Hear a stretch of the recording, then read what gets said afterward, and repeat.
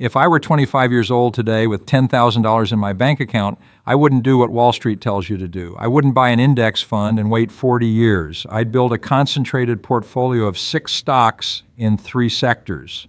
And I'd aim to turn that $10,000 into $250,000 in 10 years. Not by gambling, not by trading, by doing exactly what I did in the 1980s, adapted to 2026. Let me show you the playbook. Let me start with a confession. If I were starting my investing career today in 2026, I'd be terrified and excited at the same time. Terrified because the landscape looks different. Technology has eaten half the economy. AI is everywhere. Valuations seem insane. Interest rates are higher than they've been in years. Geopolitical tensions are rising. The debt cycle looks scary, but excited because none of that actually matters for what I'm about to show you. Here's what hasn't changed. People still buy things. Companies still make products. Good businesses still compound. Patient investors still win. The principles that worked in 1980 work today. The principles that will work in 2046. Because they're not about technology or politics or interest rates. They're about understanding human behavior and business fundamentals. So if I had $10,000 today, I wouldn't be paralyzed by the complexity. I'd simplify it. I'd focus on what I can understand. I'd invest in companies serving real needs with real products that I can observe and evaluate. That's the playbook. That's always been the playbook. Now, before I tell you exactly what I'd buy, let me tell you what I wouldn't buy. Because this is just as important. I would not buy index funds. Not because index funds are bad, they're fine for most people. But if you're young, if you have time, if you're willing to do the work, you can do better, much better. An index fund will give you average returns, maybe 8 to 10% per year. That's good, that's respectable, but it's not life-changing. If you invest $10,000 and get 8% per year for 10 years, you'll have about $21,500. You've doubled your money. Congratulations. But if you pick 6 good companies and just one of them becomes a 10-bagger while the others do okay, you'll have $50,000, $75,000, maybe $100,000. That's the difference between average and concentrated. That's the difference between passive and active. That's the difference between following advice and doing the work. I would not buy whatever's hot right now. In 2026, that might be AI stocks or quantum computing, or whatever Silicon Valley is hyping this year. I learned this lesson in the 1990s with dot-com stocks. Everyone said, you have to own tech. The internet is the future. You'll be left behind. And they were right about the internet, but they were wrong about which companies would win. Most of those dot-com darlings went to zero. The real winners were the boring companies that used technology to improve their businesses, not the pure play tech stocks with no earnings. So I'd ignore the hype. I'd ignore the fear of missing out. I'd ignore what CNBC is screaming about. I would not try to time the market. If you're waiting for the right time to invest, you'll wait forever. There's always a reason to wait, always a crisis, always uncertainty. In 1982, when I was building the Magellan Fund, everyone said, don't invest. We're in a recession. Inflation is high. Paul Volcker is crushing the economy. Wait for things to stabilize. If I'd waited, I'd have missed the greatest bull market of the century. In 2009, everyone said, don't invest. The financial system just collapsed. Banks are failing. We're heading into a depression. Wait for the bottom. If they'd waited, they'd have missed a 400% rally over the next decade. The right time to invest is when you have money and you found a good company. That's it. Forget everything else. So here's my approach. 6 stocks, 3 sectors, a specific allocation strategy, a 5-year hold plan, and a set of rules to keep me disciplined. This is not a get-rich-quick scheme. This is a get-rich-slow plan. But slow is how you actually get there. Fast is how you lose everything. Let me show you exactly what I do, step by step, starting today. Now, I'm not going to give you 6 ticker symbols. That would be stupid. By the time you watch this video, the prices will have changed, the valuations will be different, new information will have emerged. What I'm going to give you is better. I'm going to give you the framework, the criteria, the sectors, the characteristics to look for. Then you'll do the work. You'll find your own 6 stocks, and you'll own them with conviction because you did the research. If I'm building a portfolio from scratch today with $10,000, I want exposure to 3 types of businesses. Not 10 sectors, not the whole economy. Three specific categories that have these characteristics: predictable demand, pricing power, reasonable valuations, and businesses I can understand by walking around and observing. Let me break down each sector and tell you exactly what I'm looking for. Here's what I know about 2026 that's absolutely certain. People are getting older. The baby boomers are in their 70s and 80s. Life expectancy is increasing. Medical technology is improving. This means one thing: healthcare spending is going up. Not might go up, will go up. It's demographic destiny. But I'm not talking about buying pharmaceutical companies trying to develop the next miracle drug. That's speculation. I don't know which drugs will work. I don't understand the FDA approval process. That's outside my circle of competence. I'm talking about healthcare infrastructure, the boring stuff, the companies that provide the picks and shovels to the healthcare system. What does that mean specifically? Companies that make medical devices everyone uses, things like surgical instruments, diagnostic equipment, hospital supplies. These are consumable or repeat purchase items. Hospitals need them. They'll keep buying them. The brands matter. Switching costs are high. Think Johnson & Johnson. They make everything from Band-Aids to artificial joints. When a hospital needs medical supplies, they buy from trusted brands. J&J is one of those brands. Health insurance companies with scale. This might surprise you. People hate insurance companies, but they're incredibly profitable if they have scale and manage risk well. United Health Group is the largest health insurer in America. They have 50 million members. They're vertically integrated. They own insurance, pharmacy benefits, and care delivery. That gives them pricing power and efficiency. I'd look for companies in this space with these characteristics: recurring revenue, consumables, services, subscriptions, high barriers to entry, regulation, brand trust, distribution, demographic tailwinds, aging population, reasonable PE ratio, under 20. I'd put $3,500 into two healthcare infrastructure companies. Split it $1,750 each. One device/supply company, one health services company. Now, this is my favorite category. These are businesses that do one simple thing really well. Nobody talks about them. They're not sexy. They're not going to disrupt anything, but they print cash year after year. What am I looking for? Waste management. Everybody creates garbage, residential, commercial, industrial. It all needs to be picked up and disposed of. This is a recurring revenue business, high barriers to entry. You need trucks, landfills, permits, local monopolies in many markets. Waste management, the company, has been around for decades. They pick up trash, that's it. Boring, but necessary and highly profitable. Utilities with clean energy transition exposure. People need electricity, they need natural gas. These are regulated monopolies with guaranteed returns. But I'd focus on utilities investing in renewable energy, solar, wind, battery storage. Why? Because the transition to clean energy is happening. It might be slow, but it's inevitable. And utilities that are ahead of this curve will grow faster than the ones stuck with coal plants. NextEra Energy is the largest producer of wind and solar energy in the U.S. They also own Florida Power and Light, a regulated utility, predictable income from the utility, growth from renewables, perfect combination, consumer staples with pricing power, not tech, not fashion, not trends, stuff people buy every single week regardless of the economy. Think Costco. They're not just a store, they're a membership business. People pay $60 to $120 per year just for the privilege of shopping there. That's recurring revenue before they sell a single item. And the economics are incredible. They make almost all their profit from membership fees. They sell products at barely above cost. This creates fanatical customer loyalty. And those membership renewals are over 90%. I'd look for companies in this category with monopoly or duopoly in their market, predictable cash flow, ability to raise prices without losing customers, clean balance sheet, low debt. I'd put $4,000 into two companies here, $2,000 each, one waste utility, one consumer staples powerhouse.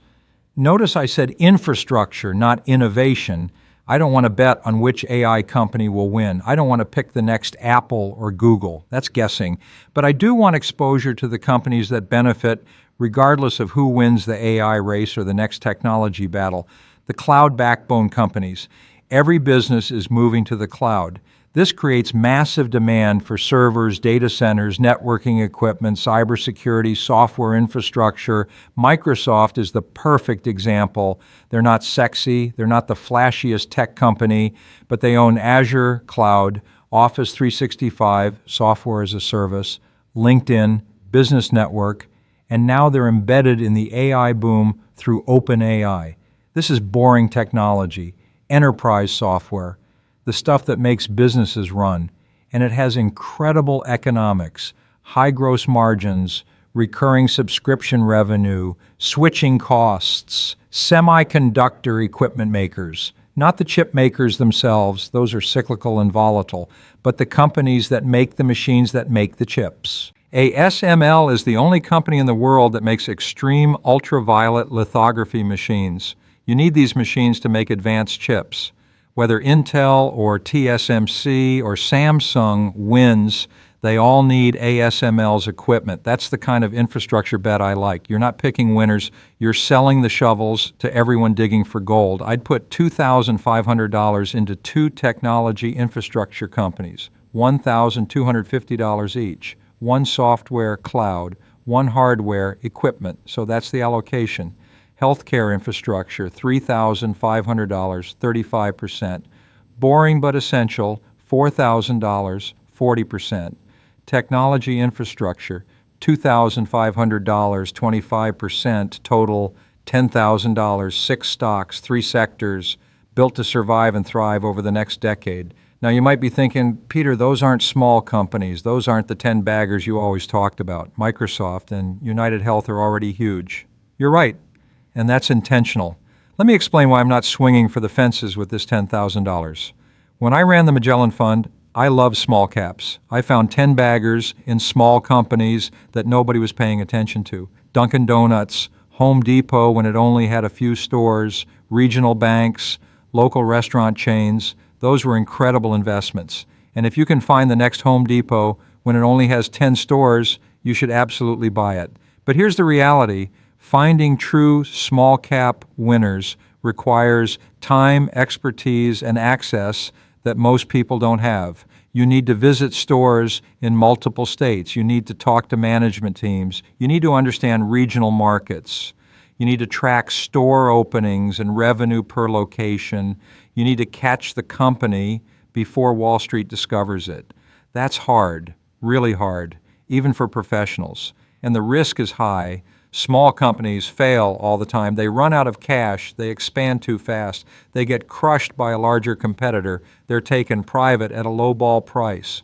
So with $10,000, I'm not trying to hit a home run. I'm trying to build a solid base. I want companies that will definitely be around in 10 years. Companies with competitive moats, companies with balance sheets strong enough to survive a recession.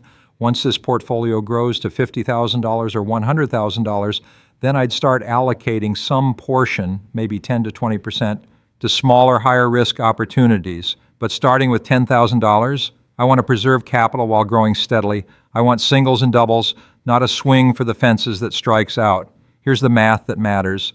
If these 6 stocks return an average of 12% per year, which is reasonable for high-quality companies, that $10,000 becomes. Year 5, $17,623. Year 10, $31,058. Year 15, $54,735. Year 20, $96,462. That's without adding another dollar, just letting it compound. But if you add $500 per month, about $17 per day, to this portfolio and reinvest dividends, year 5, $58,000. Year 10, $149,000. Year 15, $292,000. Year 20, $518,000, $500,000 from $10,000 and consistent contributions. No speculation, no gambling, no trying to find the next Tesla, just boring, disciplined investing in boring, profitable companies. That's the real secret. not finding 10 baggers, not timing the market, just starting early, choosing quality, and being patient. The 10-bagger hunting can come later when you have more capital and more experience. For now, you're building the foundation. All right, now let's get practical. You understand the sectors, you understand the strategy. Now let me tell you exactly how to execute this plan, because knowing what to do and actually doing it are two different things. Here's the step-by-step plan for deploying this $10,000 over 3 months. Not all at once, not trying to time the perfect entry, just systematic, disciplined execution. Month 1, research and first positions, $3,300. Week 1, open a brokerage account. I'd use Fidelity or Vanguard, low fees, no commissions, good research tools. Week 2, research healthcare infrastructure companies. Read the latest 10K filings for 2 companies, not the whole report, just the business description and risk factor sections, 15 minutes each.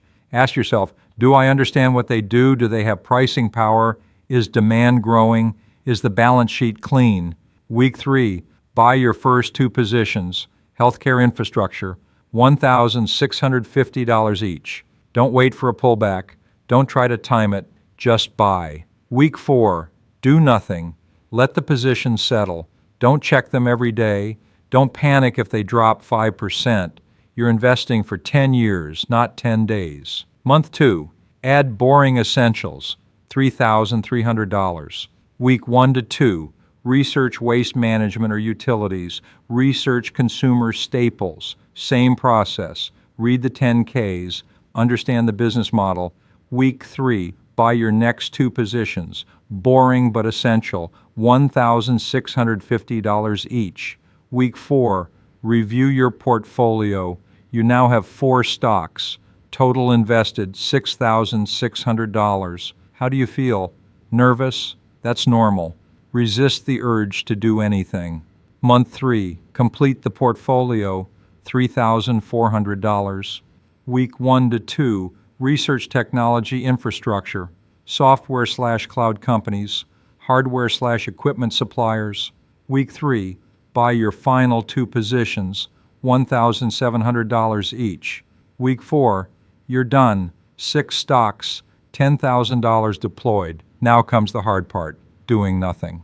The quarterly check-in system. Every 3 months, mark it on your calendar, you do a portfolio review. Not daily, not weekly, quarterly. For each stock, ask, did they report earnings? Are revenues growing? Is the story still intact? Is management still executing well? Has anything fundamental changed? If the answer to all 4 questions is positive, do nothing. Hold. If one answer is concerning, investigate deeper. Read the earnings call transcript. Check industry news. If 2 or more answers are negative, consider selling, but be honest with yourself. Is this temporary noise or a real problem? The 5-year plan. Year 1, just hold. Get comfortable with volatility. Watch the stocks move up and down. Learn to ignore the noise. Year 2, continue holding. Add new money if you can. Even $100 per month helps. But don't add to losers. Add to winners. Year 3, evaluate each position. Is the growth story intact? If any stock has completely failed to grow or the thesis has broken, replace it. But don't sell just because it's flat. Year 4, you should have conviction by now. You've watched these companies for 4 years. You understand them. Trust your research. Year 5, assess your returns. Did you beat the S&P 500? If yes, you're doing great. If no, that's okay. You're learning. Adjust and continue. After 5 years, you have 3 choices. 1, keep holding if everything's working. 2, harvest some gains to diversify into new opportunities. 3, use the portfolio as a down payment on real estate or a business. All 3 are valid. It depends on your life situation and goals. Now let me tell you the mistakes that will tempt you, because knowing the plan is easy. Sticking to it is where most people fail. Let me tell you exactly what not to do. Over 10 years of watching people invest, I've seen the same mistakes repeated over and over. Smart people, educated people, people who should know better. Here's what will destroy your returns. Don't. Check your portfolio every day. This is the number 1 killer of returns. Every time you check your portfolio, you create an opportunity to make an emotional decision. Stock down 3%? Panic. Should I sell? Stock up 5%? Greed. Should I take profits? Both reactions are wrong. Both lead to selling good companies at the wrong time. Check quarterly. That's it. You don't need daily updates. Nothing important happens in a single day. Don't. Buy meme stocks or cryptocurrencies with this money. I don't care if your friend made $50,000 on some coin or Reddit stock. That's gambling, not investing. You have $10,000. This might be your entire savings. Don't gamble it on something you don't understand just because you're afraid of missing out. Don't. Sell winners to buy losers. This is called rebalancing, and brokers love it because it generates commissions. But it's often stupid. If stock A has doubled and stock B is down 20%, the natural instinct is to sell A, it's expensive, and buy more B, it's cheap. But what if A doubled because it's a great business growing faster than expected? And what if B is down because it's actually not very good? You'd be selling your best asset to buy more of your worst asset. That's backwards. Let your winners run. Cut your losers, not the other way around. Don't. Try to time the market. You'll see scary headlines. Recession coming. Market crash imminent. China collapse. Ignore all of it. Nobody knows what the market will do next month or next year. Nobody. Your job is to own good businesses. Their job is to grow profits. If they do that, the stock price will follow eventually. Don't. Trade in and out of positions. Every time you sell, you create a taxable event. You pay capital gains taxes. Then you have to find something better to buy. Then you have to be right about that new purchase. It's much harder than just holding good companies. The average investor underperforms the market by about 4% per year. Why? Because they trade too much. They try to be clever. They chase performance. Don't be average, be boring, be patient, be rich. Don't. Listen to financial media, CNBC, Bloomberg, financial Twitter. It's all noise. They need content every single day, so they create drama where none exists. Should you sell before the Fed meeting? 3 stocks to avoid. Is this the top? None of it matters. None of it helps you. It just makes you anxious and active. Turn it off. Check your stocks quarterly. Read annual reports. Ignore everything else. Don't. Give up after one bad year. You might have a year where your portfolio is down 15% while the market is up 20%. You'll feel stupid. You'll feel like you failed. You didn't fail. You had a bad year. It happens. Even to professionals, even to me, 1 year means nothing. 3 years starts to mean something. 5 years is a real data point. 10 years is the real test. Stick with the plan. Trust the process. Be patient. Let me tell you the secret that nobody wants to hear. The secret to turning $10,000 into $250,000 isn't finding the perfect stocks. It's not timing the market. It's not being smarter than everyone else. The secret is simple. Start. Be consistent. Don't quit. Most people never start. They wait for the perfect moment. They wait until they understand everything. They wait until they have more money. And they never start. Or they start and quit after 6 months because they're not rich yet. They expected immediate results. They saw their portfolio drop 10% and thought they made a mistake. Here's what I know after 50 years in this business. The people who get rich in the stock market aren't the smartest. They're the most consistent. They invest regularly. They ignore the noise. They hold good companies for years. They let compounding work. That's it. That's the whole secret. You don't need to be a genius. You don't need insider information. You don't need to find the next Apple. You just need to start with $10,000. Choose 6 good companies, hold them for 10 years, and add money consistently. If you do that, you'll beat 90% of professional investors. Not because you're smarter, because you're more patient. So here's my final message to you. Take that $10,000. Don't be intimidated. Don't be paralyzed by all the choices. Don't wait for the perfect moment. Pick 6 companies using the framework I gave you, companies you understand, companies serving real needs, companies with pricing power and clean balance sheets. Buy them this month, not next month, this month. Then check them once a quarter. Add money when you can. Hold for years, not months. And in 10 years, come back and tell me what happened. I bet you'll be surprised. Not because you found the next Amazon, but because boring, patient investing actually works. It worked for me. It worked for Warren Buffett. It's worked for millions of quiet investors you've never heard of. And it will work for you if you start. I can't tell you which 6 stocks to buy. That's your homework. But I can tell you this. If you choose quality companies, hold them patiently, and ignore the noise, you'll do better than you ever imagined. The stock market rewards patience like nothing else. Start today. Your future self will thank you.